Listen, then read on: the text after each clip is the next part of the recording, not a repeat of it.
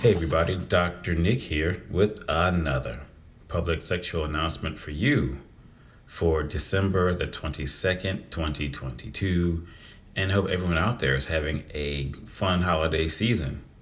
And really quickly, please, if you like what you hear, be sure to hit that thumbs up button. And also, if you want to give me a really cheap Xmas gift, hit that subscribe button and follow me on whatever platform you are using to listen into this little podcast I have, or ever-growing podcast I have.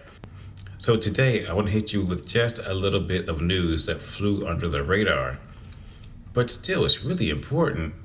And I really hope it's not a trend that's spreading around the planet. One country just made adultery illegal for 275 million people. Let's talk about that.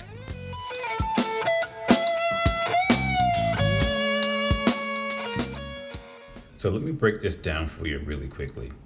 Basically, the practices of sex before marriage, sex outside of marriage, and living together without being married have all been criminalized. So what country is this? It is Indonesia. Let me restate this for you one more time. 275 million people live in Indonesia. So you want to talk about a cultural shock to the system? This is one way to do it.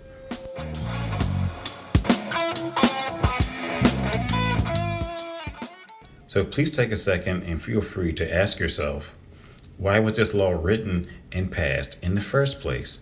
Well, many of the spokespeople and defenders of this new law say things like, it was written to protect the institute of marriage. Now, back in the day, especially in the United States, we would hear that line when people used to try to discuss and bring up the issue of same-sex marriage. But same-sex marriage was already outlawed in Indonesia in the first place, so this is just an extra step. And personally, I think this is just something that they just wanted to do. But anyhow, accusations of premarital sex or extramarital sex could be only reported by one's parents, a spouse, or the children of the people involved. So yes, your own children can actually rat you out.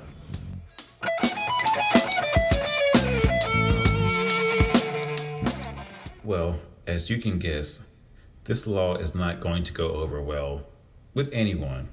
For example, way back in November of 2019, one of the people who helped to sponsor and write this law actually got a taste of his own medicine, where he was whipped in public after he was convicted of having an affair with a married woman. Please keep this in mind. He helped to write the thing, he helped to sponsor the thing, but back in 2019, he got his ass beat in public because he had an affair.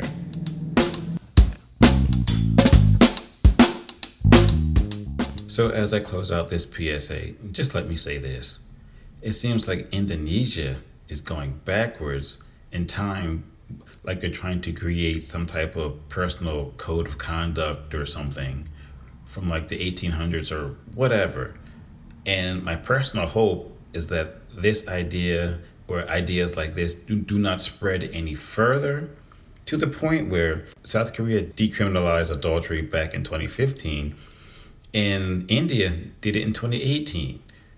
So I'm not sure what's going on here and why they are doing this.